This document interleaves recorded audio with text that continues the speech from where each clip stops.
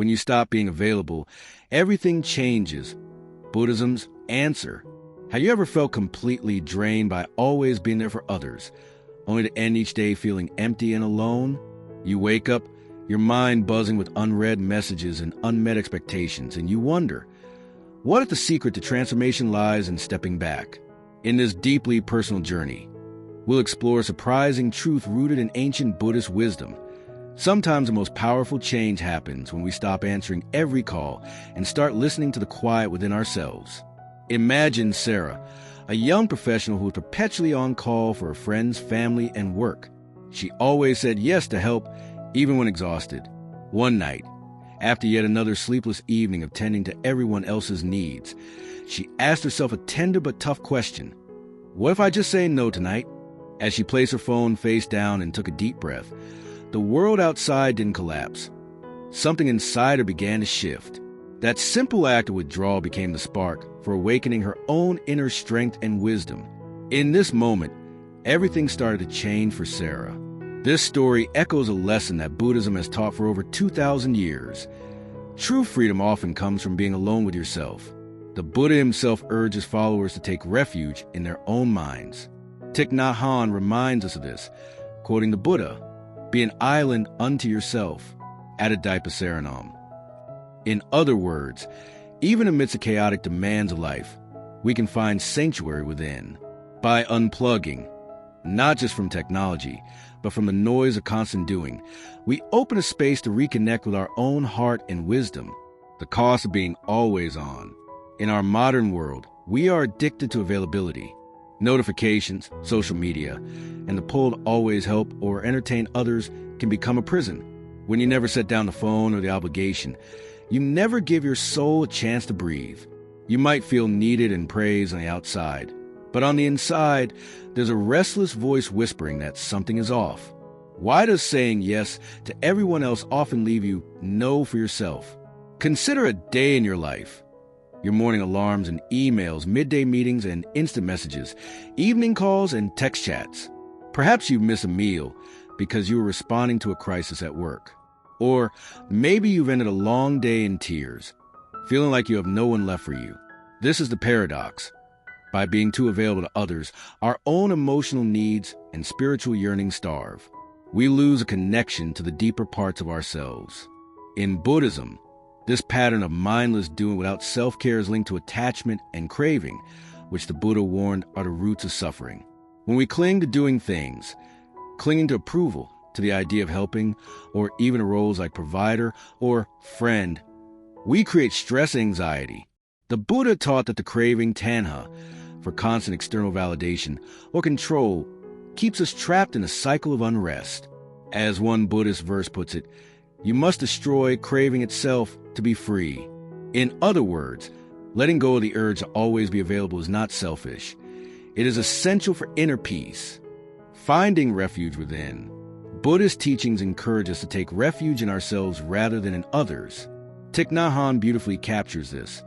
The Buddha said, "Be an island unto yourself, Adidaipa Saranam," taking refuge in the island of self. What does this mean for you? It means learning to sit with your own thoughts and emotions without needing something or someone else to fix them. It's the practice of coming home, returning to your breath and body, moment by moment. One way to visualize this is to imagine going home after a long day. You open your door, switch off the noisy world, and simply be. You might find dust on the shelves or clutter on the floor, representing the chaos of daily life. But you smile and slowly start to clean and rearrange. In mindfulness practice, this home is your own mind-body. By intentionally not picking up that phone, by gently refusing one more extra request, you are tidying up your inner home. You sit down, close your eyes, and breathe. You begin to notice physical sensations, maybe tension releasing from your shoulders or the warmth of calm spreading inside. As you breathe in and out, the act of simply existing becomes revolutionary. In Plum Village tradition, each breath is a step home. Thich Nhat Hanh describes this process. Every step brings you home to the here and the now. Go back to your in-breath. Enjoy breathing in. Smile. You become alive again. By connecting with the body and breath, you find that being present with yourself isn't lonely. It is liberating. The power of solitude. There is ancient wisdom in solitude that can feel counterintuitive in a world urging us to stay connected. Yet the Buddha and his early followers often practiced times of retreat. In fact, Buddhist scriptures include the Kagavasa Sutta, the rhinoceros horn sutta, which famously counsels, one should wander alone, like a rhinoceros's horn. The image of a lone rhino horn conveys independence and strength, moving forward without needing a herd. In context, this teaching is not telling everyone to become hermits, but to choose wise solitude over harmful company. It says, if you cannot find understanding friends or good influences, it is better to be alone than to be entangled with fools. Likewise, in your life, if you're always available to people who drain your energy or encourage unhealthy habits, consider stepping back. The Buddha recognized that communion with any community or individual could be a trap if it binds you to suffering. Sometimes the path forward is through turning inward, like a solitary searcher in a forest. Think of a time you woke up early and nobody else was around, or when you canceled plans to stay home. Initially, you might have felt anxious or guilty, but often, in those quiet hours, something magic happens. You hear your own heartbeat, your own thoughts, your true self speaking softly for the first time in weeks. In that stillness, inspiration might come, a creative idea, a solution to a problem, a profound memory. This is what Buddhist sages point to as the benefit of solitude. In being unavailable to the external noise, you become available to your inner wisdom, letting go of regret and worry. When you stop being constantly available, you also free yourself from burdens of the past and fears of the future. The Buddha taught this through powerful analogies. He said, let go of regret over the past, let go of dreaming over the future, and let go of clinging to the present. With the mind liberated in every way, do not come again and again to the world of birth and old age. These words remind us that time itself can chain us, clinging to past mistakes, future what-ifs, and even the present moment if we hold on too tightly. Imagine carrying a backpack of bricks. Each brick is a regret, a concern, a resentful should have, or an anxious what if. When you're always available to every demand, you keep piling bricks in your backpack. But if you pause and remove even one brick, you feel lighter. Meditation is like setting that backpack down for a while. In meditation, you learn to observe thoughts of the past or future as passing clouds, not solid weights. The Buddha's advice to let go is not indifference. It's liberation from suffering. For example, Sarah used to lose sleep replaying arguments with her sibling from years ago. When she finally started a simple evening meditation, something changed. As she focused on her breathing, the heated memories receded. One night she consciously said in her mind, I let this go, and felt a wave of release. By being less available to those old feelings, her mind found calm. She didn't relive the drama. She dissolved it. This does not mean we stop caring about people or goals. Instead, it means we stop making our worth depend on them. We learn that we are not the person who pays a price for every past grievance, and we are not mere victims of future fears. We become the observer. In Buddhism, this is a practice of mindfulness, seeing thoughts and feelings arise and pass without being dragged along. As Thich Nhat Hanh says, we can smile at our feelings, acknowledging loneliness or fear with compassion and letting it be, awakening through dreams. When you begin to pull back from constant busyness, you may discover hidden worlds. One ancient practice that Buddhism offers is dream yoga. It teaches us to bring awareness even into our sleep. The idea might sound mystical, but has practical impact. By noticing the dream world, we learn about the nature of reality and consciousness. According to the Tibetan tradition, an adept who masters dream yoga can remain aware while dreaming and even use that awareness for insight. In other words, you could be asleep yet consciously exploring your inner landscape. Think of lucid dreaming experiments. Scientists find that you can train yourself to realize when you are in a dream. Buddhists have known this for centuries.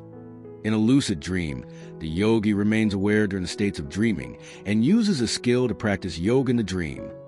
This means that even while your body rests, your mind is learning, understanding the illusion-like nature of experiences. What does this have to do with not being available? Everything. If we are always rushing and worried even at bedtime, our dreams become nightmares of stress. But if we give ourselves space and peace, our mind can explore dreams purposefully. The Buddha taught meditation to his followers as a way of seeing clearly in waking life. Imagine taking that clarity into your dreams. One story from Vajrayana Buddhism describes mastering a dream body, Armandu, that can move through sleep with single-pointed focus. Practitioners even describe memorizing books by reading them in dreams.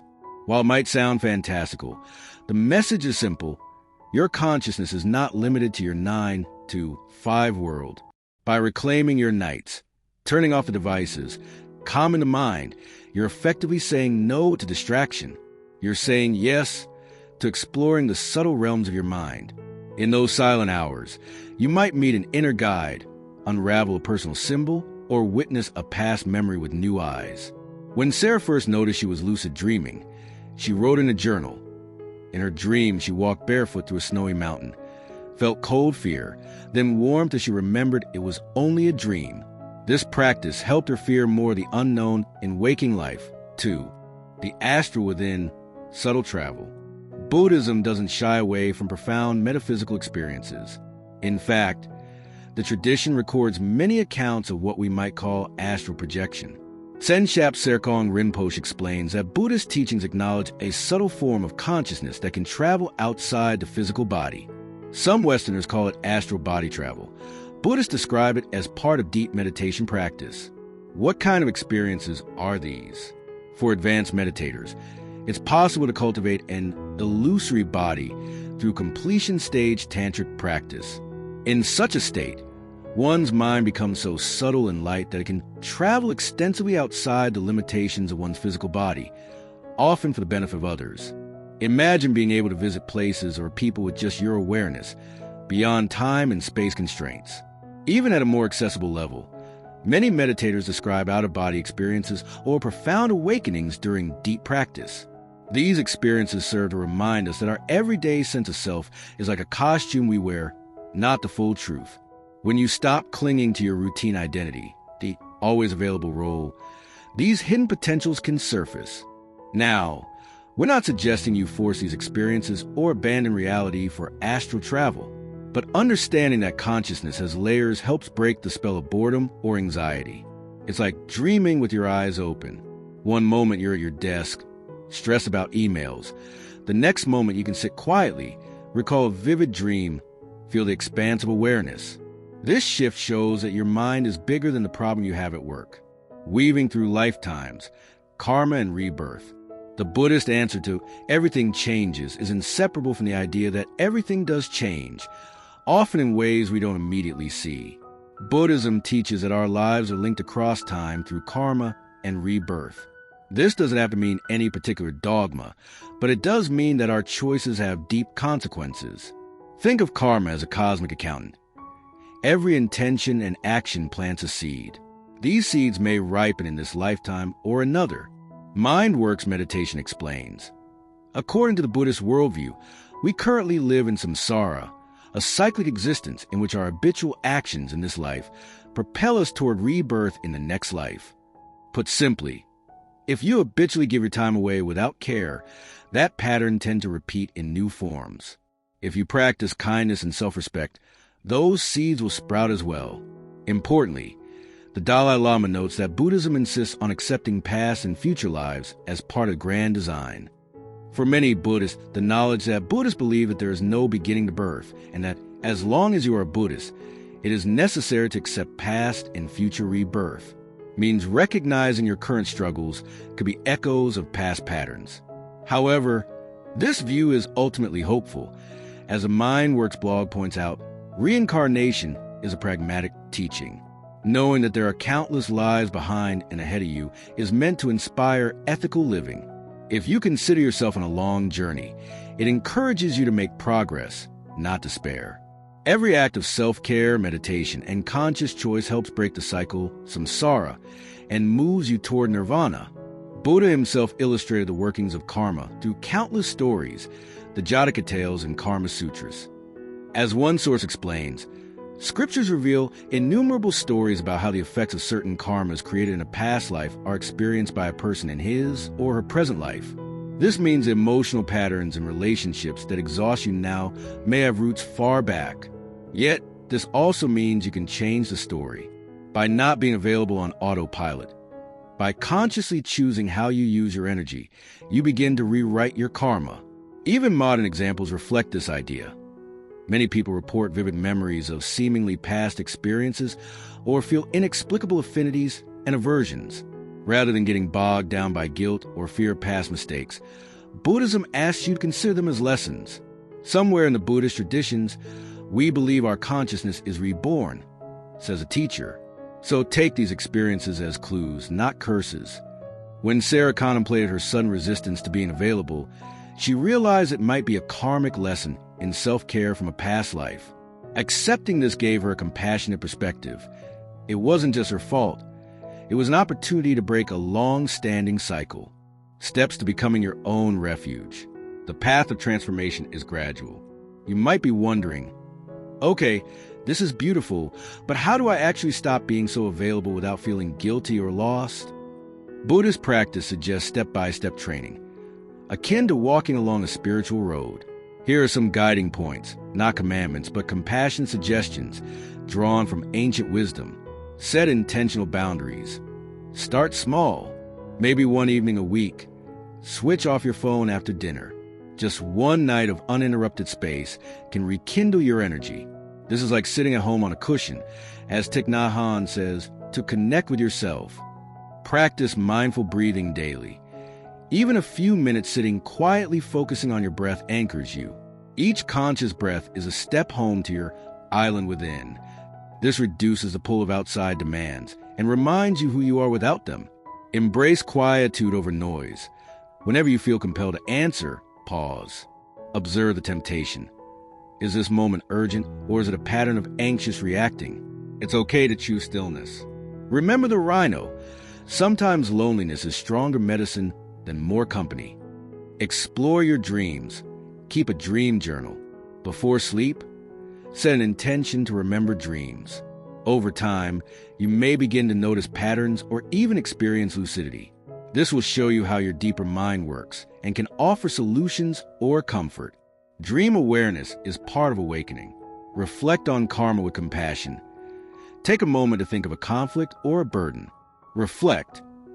Could this be influenced by some past action or life? Buddhism's view of karma isn't to blame you, but to empower you. Knowing there's no eternal punishment, use this to motivate positive change. Plant good seeds now for future blooms. Cultivate compassion for yourself and others. Buddha taught that compassion, karu, is an antidote to suffering. When you set boundaries, do it kindly. Tell loved ones, I need this time to recharge so I can be better for you. And forgive others when they react. Their patterns of neediness may be wounds too.